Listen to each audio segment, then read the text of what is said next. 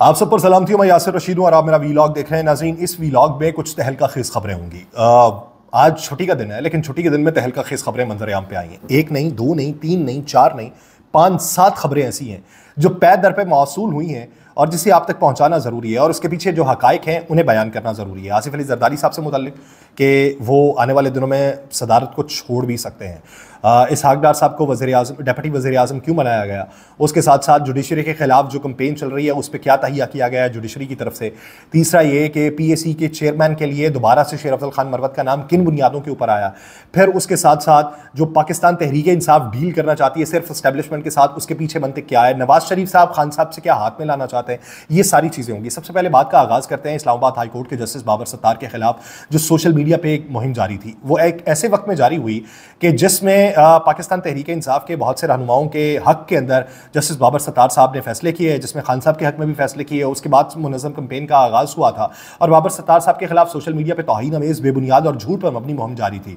Public relation officer है Islamabad high court के, उन्होंने वज़ाहिद जारी किया और उन्होंने कहा कि जस्टिस बाबर सत्तार की कॉन्फिडेंशियल मालूमात सोशल मीडिया पर शेयर की गई, झूठ पर मबनी बेबुनियाद इल्ज़ामात लगाए गए। जस्टिस बाबर सत्तार साहब की बीवी बच्चों के ट्रैवल डॉक्यूमेंट्स वहां पे शेयर किए गए। सोशल मीडिया के ऊपर जस्टिस बाबर सत्तार साहब के टैक्स रिटर्न्स में जो पहले से डिक्लेयर्ड प्रॉपर्टीज थी उसकी तफसीलात भी शेयर की गई। बाबर सत्तार साहब के पास पाकिस्तान के अलावा किसी मुल्क की शहरियत नहीं है, ये उसके अंदर बात की गई है। उन्होंने ही कहा माजी उनका बताते हुए कि जस्टिस बाबर सत्तार साहब ने ऑक्सफोर्ड यूनिवर्सिटी से कानून जबकि हार्वर्ड लॉ कॉलेज से स्कूल से ग्रेजुएशन की है, गैर मामूली सलाहियतें थी उनकी, तो इस वजह से अमेरिका का मुस्तकिल रेजिडेंसी कार्ड उन्हें मिला। 2005 में जस्टिस बाबर सत्तार साहब अमेरिकी नौकरी को छोड़ चुके थे। जब उन्होंने अमेरिकी नौकरी को छोड़ा तो वो पाकिस्तान वापस आए, तब से उन्होंने पाकिस्तान में काम किया। उनके जो बीवी बच्चे हैं वो पाकिस्तानी और अमेरिकी शहरियत दोनों रखते हैं। 2021 तक जब वो जस्टिस नहीं बने थे तो उनके बीवी बच्चे अमेरिका में रह रहे थे। तो फिर जब वो जज बने तो वो पाकिस्तान आ गए। जस्टिस बाबर सत्तार साहब के मुस्तकिल रेजिडेंसी कार्ड जो ग्रीन कार्ड है उनका, उस वक्त के जो चीफ जस्टिस है इस्लामाबाद हाई कोर्ट के जस्टिस अतर मिनल्ला साहब, उनको मालूम था कि इनके पास ग्रीन कार्ड है, इन्हें ग्रीन कार्ड मिला था। जस्टिस बाबर सत्तार साहब की वालिदा जो है वो 1992 से स्कूल चला रही थी और जस्टिस बाबर सत्तार साहब का उनकी वालिदा के स्कूल में किसी किस्म का कोई मफाद नहीं है, ना ही मैनेजमेंट में कोई अमल दखल है। हाँ, जज बनने से पहले वो अपनी वालिदा के स्कूल के लीगल एडवाइजर थे जिसकी वो बाकायदा तौर पर फीस लेते थे।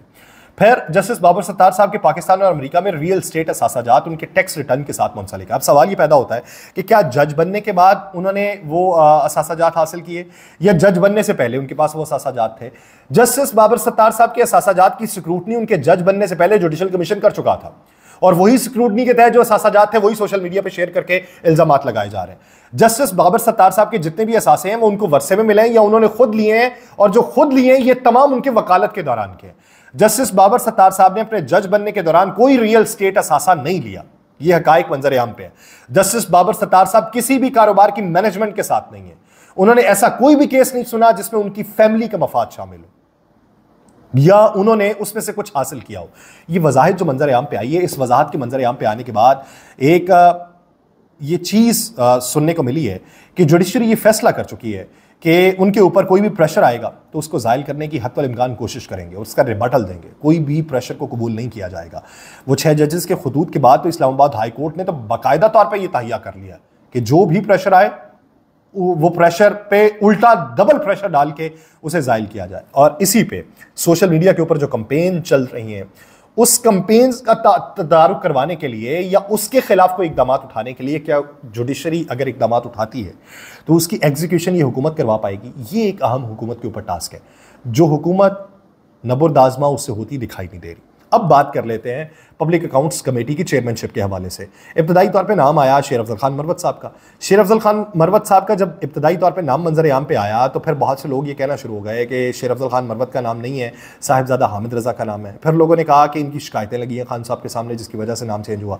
मैंने उस वक्त की बात की थी कि शिकायतें नहीं लगी थी शेर अफजल खान मरवत की, लोगों ने तहफ़्फ़ुज़ात का इजहार किया था और तहफ़्फ़ुज़ात शेर अफजल खान मरवत की शख्सियत को लेकर नहीं था, सूबे को लेकर था कि खैबर पख्तूनख्वा के अंदर एक हुकूमत मौजूद है पाकिस्तान तहरीक इंसाफ की, वहाँ पे उन्हें मुश्किल नहीं है। तो पार्टी का अगर सेक्रेटरी भी, पार्टी का चेयरमैन भी, अपोजिशन लीडर भी, सेनेट के अंदर भी, तो ये अगर सारे चले जाएंगे उधर KP में तो पंजाब में तो हुकूमत भी नहीं है, पंजाब में हमें मुश्किलात हैं, पंजाब में हमें धमकाया भी जाता है, गुजरात में उठाया भी गया।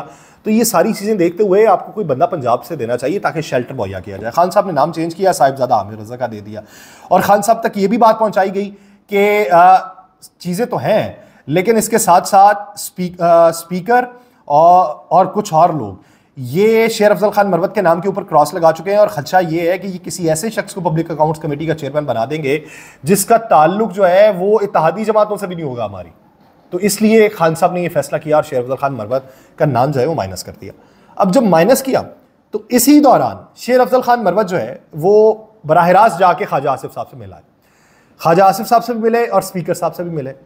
तो जब मिले हैं तो जीओ के रिपोर्टर थे, उन्होंने उनसे सवाल किया कि आप ख्वाजा आसिफ साहब से मिले हैं, किस वजूहात की बिना पे मिले हैं। तो उन्होंने आगे से पूछा आप किस चैनल के हैं, उन्होंने कहा जी मैं जीओ का। तो उन्होंने कहा अच्छा तो आप ये ऐसे सवाल क्यों कर रहे हैं, आप कोई स्कैंडल बनाना चाहते हैं? उन्होंने कहा जी नहीं, ख्वाजा आसिफ साहब से मुलाकात क्यों की आपने? उन्होंने कहा जी मामूल की मुलाकात थी, यहाँ पे मुलाकात आप किसी से भी कर सकते हैं। तो उन्होंने मुलाकात की और खान साहब को जाके ही बताया कि स्पीकर ने ही इनकार नहीं किया, मैंने तो ख्वाजा आसिफ से ही पूछा, उन्होंने भी इनकार नहीं किया।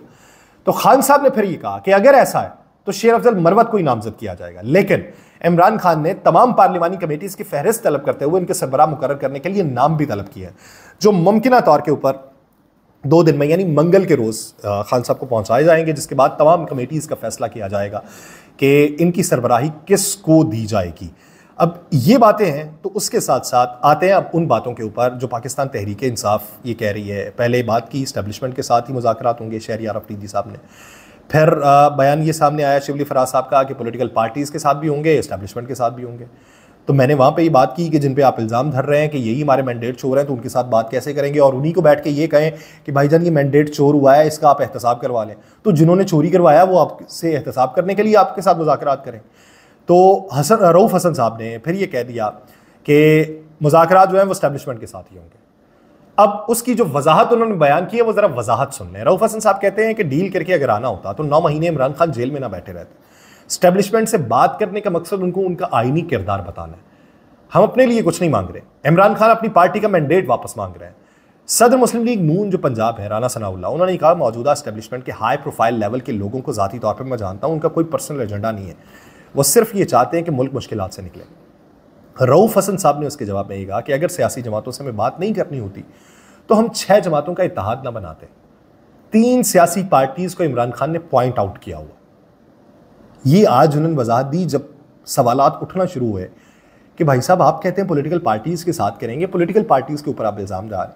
तो उन्होंने कहते हैं आज उन्होंने वजाहत जारी की है कि खान साहब ने 3 पार्टीज को पॉइंट आउट किया है जिन्होंने हमारा मैंडेट चुराया है, एक पीपल्स पार्टी, दूसरी मुस्लिम लीग नून और तीसरी एमकेएम पाकिस्तान।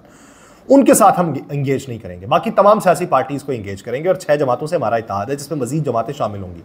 इस वक्त जो हुकूमत है वो सिर्फ मोहरे, उनके पास कोई ताकत नहीं है और ना ही एक कानूनी तरीके से हुकूमत के अंदर आए, ना ही इनके पास ताकत है कि ये हमें कुछ दे सके। ठीक है, लेकिन वो ये भी कहते हैं कि इमरान खान ने पहले एक कमेटी बनाई थी कि हम इस्टेब्लिशमेंट के साथ इंगेज करना चाहते हैं, लेकिन किसके साथ बात करनी है, किसके लिए करनी है, वो बात इसलिए नहीं करनी हमने कि हम उनके साथ कोई डील करके आना चाहते हैं। वो कहते हैं हम उनके साथ बातचीत करना चाहते हैं ये बताने के लिए कि आइन के अंदर कुछ हुदूद रखी गई हर इदारे के लिए और इस्टेब्लिशमेंट पर भी वो हुदूद मुकर्रर है। उन हुदूद में रह के पाकिस्तान में हर इदारे को काम करना पड़ेगा अगर पाकिस्तान ने आगे बढ़ना है, क्योंकि जब तक फौज की सियासत में मुदाखलत रहती है जमहूरियत की जड़ें मजबूत नहीं होती। फिर उनसे पूछा गया कि शहरियार अफरीदी साहब का बयान क्या है, तो शहरियार अफरीदी का बयान पार्टी पोजीशन है, तो उन्होंने कहा जी वो पार्टी पोजीशन नहीं है, एस्टेब्लिशमेंट से जो बात होगी उसके मकासद वाज़े कर दिए। दूसरा बात यह है कि सियासी पार्टी से हमारी इंगेजमेंट जारी है, 100% एस्टेब्लिशमेंट ने हमारा मैंडेट हुकूमती पार्टीज को दिया। तो जब आप ये भी बात कर रहे हैं कि एस्टेब्लिशमेंट ने पार्टीज को दिया, तो जब उन्होंने दिया था वो फिर आपके साथ मुज़ाकरात क्यों करेंगे? वो कहते हैं यही वजह है कि फौज को सियासत में मुदाखलत है जो नहीं होनी चाहिए। हम चाहते हैं इदारा और मजबूत हो, लेकिन उसका रोल खत्म होने की जरूरत है, इसलिए हमने उनके साथ इंगेजमेंट का ऑप्शन रखा हुआ है। हमने एस्टेब्लिशमेंट को ये बताना है कि पाकिस्तान इस वक्त नाजुक मोड़ पे खड़ा है और उनकी सियासत में मुदाखलत नहीं चल सकती। ये बात उन पर वाजे करनी है कि मामला 76 साल से चल रहे हैं जो आगे नहीं चल सकते। और पाकिस्तान मुस्लिम लीग नून ने एस्टेब्लिशमेंट से बात की थी कि हमें निकालकर उन्हें लाया जाए, जबकि हम एस्टेब्लिशमेंट से बात करेंगे कि उनका आईनी रोल जो है वो बताने के लिए परसों इमरान खान से बात हुई। अब इस पे वो मंतिक समझ नहीं आती मुझे कि किसी पहलवान को जाके ये बताया जाए कि तुम जो दांव पेच आजमा रहे हो और तुमने जो गिराया है किसी को, ये दांव पेच ठीक नहीं है, वो तो गिरा चुका, क्या वो फिर उठाएगा और फिर गिराएगा? एक सादा सी बात है। अब इसके पीछे मुहर्रिकात क्या है, वो उसकी एक बुनियादी वजह ये दिखाई देती है कि नजम सेठी साहब ने एक बात की कि इरफान सिद्दीकी साहब इस कोशिशों में हैं कि नवाज शरीफ साहब ये चाहते हैं कि इमरान खान के साथ मिलके एस्टेब्लिशमेंट को पीछे धकेला जाए, यानी उनका रोल खत्म किया जाए। अब मुझे ये भी बात हजम नहीं होती कि किस तरीके से हाथ मिला के पीछे धकेल देंगे। ये तो आपको तब करना चाहिए था जब आप 70 नशिस्तों के ऊपर जीत का ऐलान कर रहे थे। अगर तब जीत का ऐलान ना किया जाता, तब तस्लीम कर लिया जाता, तो शायद ये मौका ना होता। अभी बहुत सारे लोग कहते हैं रोल खत्म होना चाहिए, बहुत सारे लोग कहते हैं रोल होना चाहिए। आपका अपना किरदार क्या है? आप अपने किस हद तक आप मजबूत हैं? आपकी गारंटीज किस हद तक चलती हैं? क्या आप इतने ताकतवर हैं कि आप कहें कि मैंडेट हमारा और हम अपने मैंडेट के सर पे आएंगे? जितने भी मुसल्लत हुए मैंडेट के सर पे कभी नहीं आए। कहीं ना कहीं दूध में पानी मिलाना पड़ा और कभी पानी में दूध मिलाना पड़ा। ये सारी चीजें होती रही, लेकिन अब मौजूदा सूरत हाल में ये चीजें खत्म होती दिखाई दे रही हैं। लेकिन इसका खात्मा किस तरीके से होगा, एक सवाल। दूसरा, आसिफ अली जरदारी साहब से मुतल्लिक सुनने में यह है कि पाकिस्तान पीपल्स पार्टी जो पिछले दिनों काफी बयानात ऐसे दे रही है कि जिसपे वो मलबा पाकिस्तान मुस्लिम लीग नून पे भी डाल रही है, वो ये भी कहते हैं कि हो सकता है ये हुकूमत को छोड़ दें। तो इस सारे अमल में कहा यह जा रहा है कि आसिफ अली जरदारी साहब कुछ ही अरसे में कोई एक ऐसा धमाकेदार बयान देंगे कि जिसके बाद वो सदारत छोड़ देंगे। जब वो सदारत को छोड़ देंगे तो ये सबसे बड़ा सेटबैक पाकिस्तान मुस्लिम लीग नून के लिए होगा। तो वक्त कब आएगा उसका इंतजार है। मुझे दीजिए इजाजत। अल्लाह ने के बाद।